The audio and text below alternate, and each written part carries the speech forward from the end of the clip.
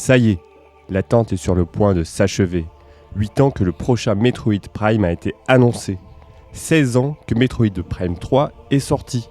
Ça y est, Metroid Prime 4 arrive enfin la semaine prochaine sur la Switch 1 et sur Switch 2. Alors qu'on s'apprête à retrouver Samus Aran pour cette nouvelle aventure en 3D, c'est le moment idéal pour se remémorer tout ce qui a fait la légende de cette franchise culte. Une saga de science-fiction qui, l'année prochaine, fêtera ses 40 ans. C'est parti pour la rétrospective de Metroid. La série Metroid est une série de jeux vidéo d'action qui a démarré sur la Family Computer Disk System de Nintendo en 1986. On peut diviser cette saga en deux branches.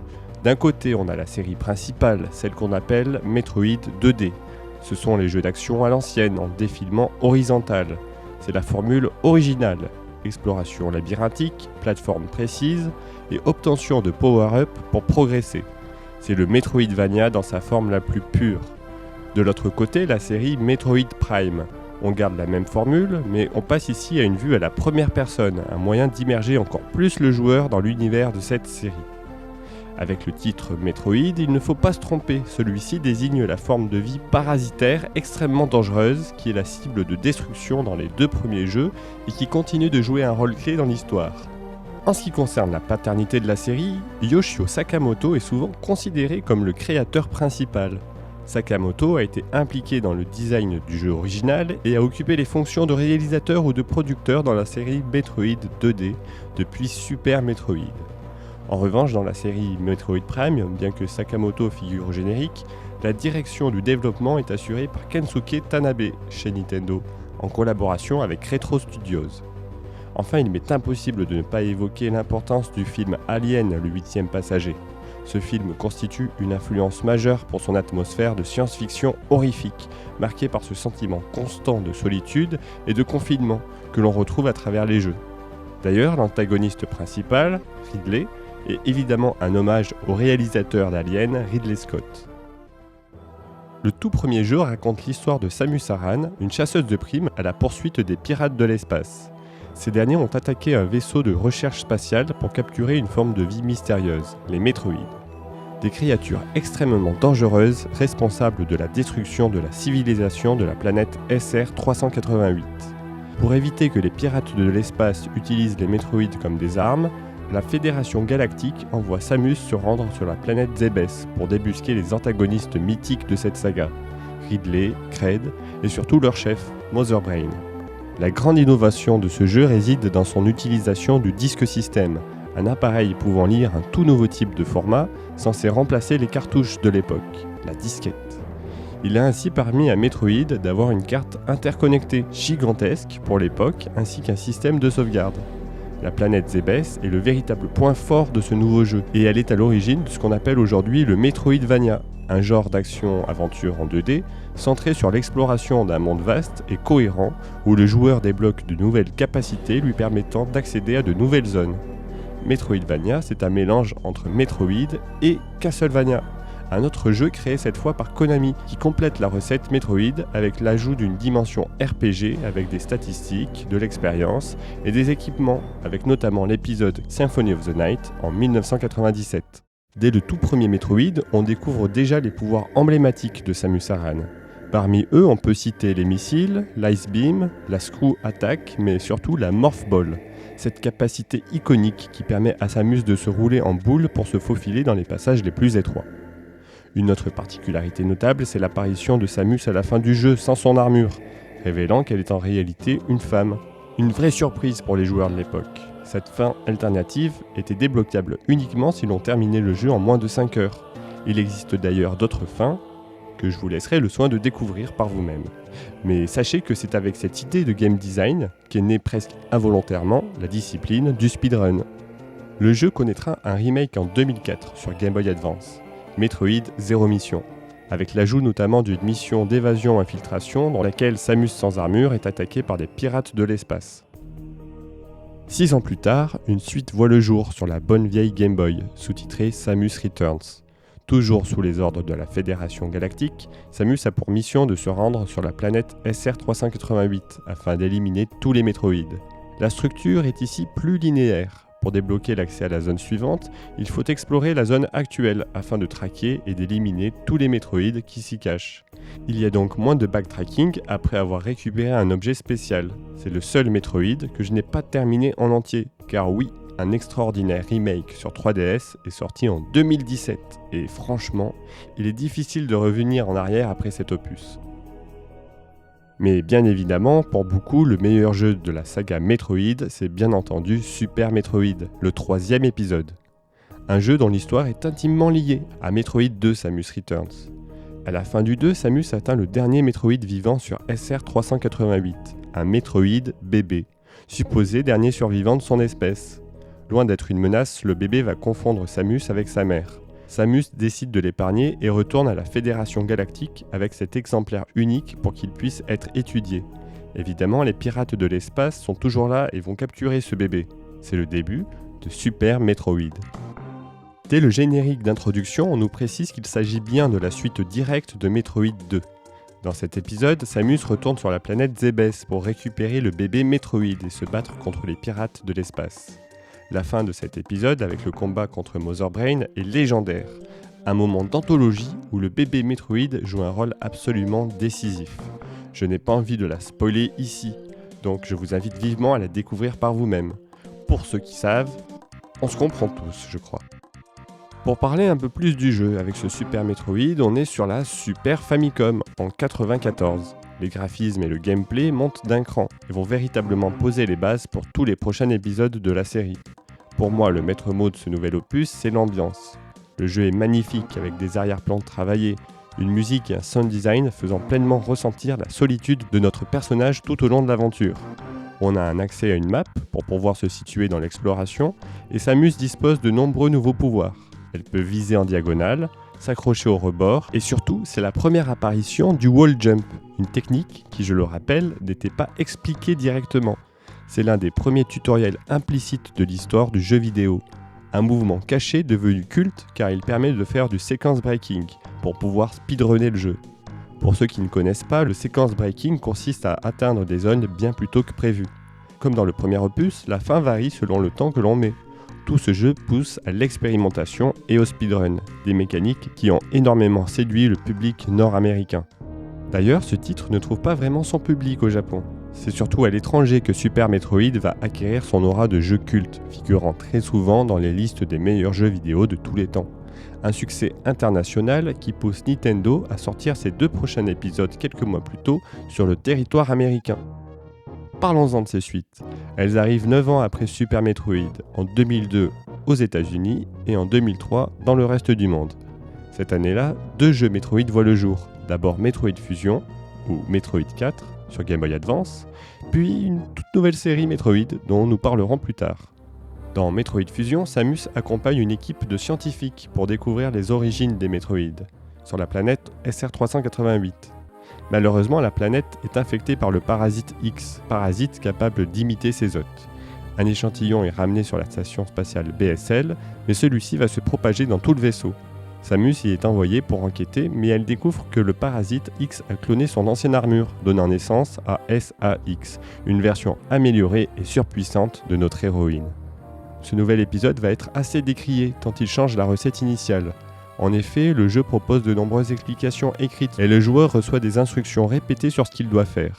Par rapport au jeu précédent, qui offrait un haut degré de liberté pour l'exploration, les joueurs sont ici moins souvent confrontés à des incertitudes quant à la marche à suivre. De même, on perd la solitude que l'on pouvait ressentir dans les épisodes précédents. Pour les fans de la série, ce jeu reste une déception sur leurs attentes. L'idée de Nintendo derrière ce jeu était d'offrir une plus grande porte d'entrée et de permettre à un public plus jeune d'apprécier son jeu. Je rappelle que Smash Bros Melee sort 2 ans avant et que le personnage de Samus Aran est devenu bien plus connu par le biais de ce jeu, amenant potentiellement un nouveau public à arriver sur ce Metroid Fusion. En 2002-2003, on a donc eu Metroid Fusion sur la dernière console portable de Nintendo. Et sur console de salon, avec la GameCube, on a eu Metroid Prime. Un véritable renouveau pour la série. L'esprit Metroidvania est conservé, mais cette fois avec un gameplay à la première personne. On peut parler ici de FPA, pour First Person Adventure. La série des Metroid Prime comporte davantage d'éléments de résolution d'énigmes que les titres précédents. et les joueurs pourront utiliser un scanner, un outil caractéristique de cette déclinaison, qui permet d'en apprendre plus sur le lore en scannant divers éléments de la map. D'ailleurs, parlons-en d'histoire. L'intrigue de Metroid Prime prend place entre Metroid 1 et Metroid 2. Alors qu'on pensait que Samus Aran avait totalement anéanti les pirates de l'espace sur la planète Zebes, il s'avère qu'un groupe avait réussi à s'échapper. Ces survivants se sont réorganisés et ont établi une nouvelle base sur la planète Talon 4. C'est là que Samus sera envoyé, marquant le début de l'une des sagas les plus acclamées de Nintendo.